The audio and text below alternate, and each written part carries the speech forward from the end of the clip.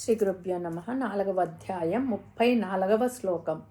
ఓం తద్విద్ధి ప్రణిపాతేన పరిప్రశ్నేన సేవయా ఉపదేక్ష్యంతి తే జ్ఞానం జ్ఞానిన సత్వదర్శినః.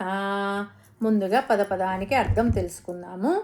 తద్విద్ధి అంటే ఆ జ్ఞానాన్ని తెలుసుకో, ప్రణిపాతేన నమస్కరించడం ద్వారా, పరిప్రశ్నేన ప్రశ్నించడం ద్వారా, సేవయ సేవ చేయడం ద్వారా, ఉపదేక్షంతి ఉపదేశిస్తారు, తే జ్ఞానం ఆ జ్ఞానాన్ని నీకు, జ్ఞానినః జ్ఞానులు, తత్వదర్శినః సత్యాన్ని దర్శించిన వారు, బ్రహ్మజ్ఞానులు. తాత్పర్యం ఏమంటే, ఓ అర్జున, ఆ పరమాత్మ జ్ఞానాన్ని నువ్వు తెలుసుకోవాలంటే తత్వదర్శులైన జ్ఞానులను, సత్యాన్ని తెలుసుకున్న జ్ఞానులను ఆశ్రయించు. జ్ఞానాన్ని తెలుసుకోవాలంటే సద్గురువును ఆశ్రయించాలి. తద్విద్ధి ప్రణిపాతేన అంటే ఆయనకు సాష్టాంగ నమస్కారం చేయాలి. తర్వాత సేవయ ఆయనకు సేవ చేయాలి. ఉపదేశంతి తే జ్ఞానం నీకు జ్ఞానం కలిగేటట్టు వాళ్ళు ఉపదేశం చేస్తారు. ఆ గురువులు ఎట్లాంటి వారు అయి ఉండాలి అంటే, జ్ఞానినః తత్వదర్శినః ఉపనిషత్తులలో వేదాలలో ఉన్నటువంటి తత్వజ్ఞానాన్ని తెలుసుకొని ఆ అనుభవాన్ని పొందిన వారే ఉండాలి. గురువు అంటే అంధకారం నుండి వెలుగులోనికి నడిపించేవాడు. అజ్ఞానమనే చీకట్లో నుండి జ్ఞానమనే వెలుగులోనికి నడిపించేవాడు గురువు. గురువుల గురించి చెప్పిన తర్వాత ఆ గురువులను ఆశ్రయించిన శిష్యులు ఏ విధంగా ఉండాలి అనే విషయాన్ని ఇక్కడ పరమాత్మ వివరంగా చెప్పారు. శిష్యుడికి శాస్త్రాలను గురించి తెలుసుకోవాలని జిజ్ఞాస ఉండాలి, శ్రద్ధ ఉండాలి, విధేయత కలిగి ఉండాలి. మొదటిది ప్రణిపాతము. జ్ఞానం నేర్చుకోవడానికి గురువు దగ్గరికి వెళ్ళిన సాధకుడు ముందు గురువు గారికి సాష్టాంగ నమస్కారం చేయాలి. దానిని ప్రణిపాతము అంటారు. గురువుకు సాష్టాంగ నమస్కారం చేస్తున్నాడు అంటే సాధకుడు తనలో ఉన్న గర్వము, అహంకారము, దర్పము, అభిమానము అంతా విడిచిపెట్టినట్టే లెక్క. లేకపోతే గురువుగారి పాదములకు నమస్కరించడు. దేహాభిమానం ఉన్నంత వరకు విద్య రాదు. గురువు చెప్పింది తలకెక్కదు.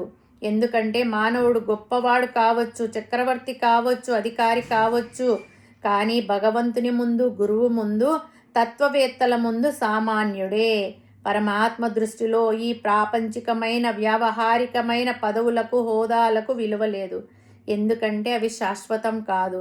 శాశ్వతమైన పరమాత్మ ముందు అశాశ్వతములైన పదవులకు, హోదాలకు విలువ లేదు.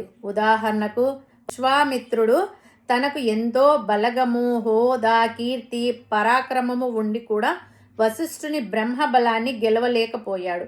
చివరకు వశిష్ఠునికి సాష్టాంగ నమస్కారం చేసి ఆయన చేత బ్రహ్మర్షి అని అనిపించుకున్నాడు. పూర్వకాలంలో కూడా చక్రవర్తులు, రాజులు వనములకు వెళ్ళి అక్కడ ఉన్న మునులను దర్శించి వారికి పనిపాతము చేసి వారి ఆశీర్వచనములను పొందేవారు.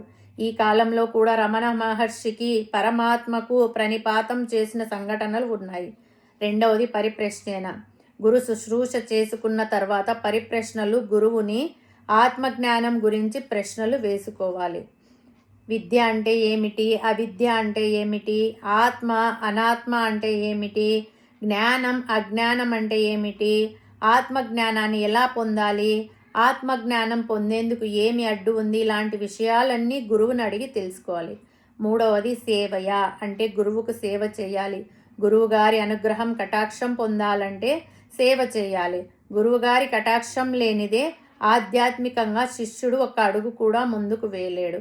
కాబట్టి గురు బ్రహ్మ, గురు విష్ణు, గురుదేవో మహేశ్వర, గురు సాక్షాత్ పరబ్రహ్మ, తస్మై శ్రీ గురవే నమః అని అన్నారు. గురు సేవ, దైవ సేవ రెండు ప్రతి మానవుడికి అవసరమే. కాబట్టి గురువు గారి వద్ద విద్య నేర్చుకోవడానికి ప్రణిపాతము, సేవ, పరిప్రశ్న గురించి పరమాత్మ ఈ శ్లోకంలో వివరించారు. మరి గురువు బాధ్యత ఏమిటి? గురువు శిష్యునికి ఏమి ఉపదేశించాలి అంటే, ఉపదేశంతి అంటే గురువు శిష్యునికి జ్ఞానమును ఉపదేశిస్తాడు. ఏది సత్యం, ఏది అసత్యము, ఏది శాశ్వతం, ఏది అశాశ్వతం అనే విషయాన్ని ఉపదేశిస్తాడు. గురువుగారు ఉపదేశించిన జ్ఞానమును శ్రద్ధాభక్తులతో విని అవగాహన చేసుకొని ఆచరించడం శిష్యుడి కర్తవ్యం. ఈ మొత్తం ప్రక్రియను జ్ఞానయజ్ఞం అని కూడా అంటారు. జ్ఞానము కేవలం గురు శిష్య పరంపరగా వస్తుంది, కానీ స్వంతంగా శాస్త్రాలను అధ్యయనం చేయడం వలన రాదు అని పరమాత్మ ఈ శ్లోకంలో చెప్పారు. హరి ఓం తస్సత్.